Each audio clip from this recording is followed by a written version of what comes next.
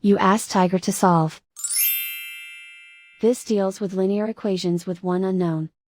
The final result is x equals 7. Let's solve it step by step. Group all x terms on the left side of the equation. Subtract 6x from both sides. Group like terms. Simplify the arithmetic. Group like terms. Simplify the arithmetic.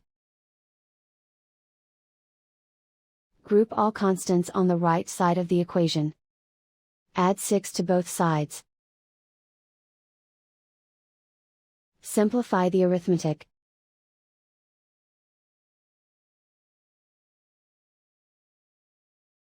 Isolate the x. Divide both sides by -2. Cancel out the negatives. Simplify the fraction. Cancel out the negatives. Find the greatest common factor of the numerator and denominator. Factor out and cancel the greatest common factor. And so the final result is x equals 7.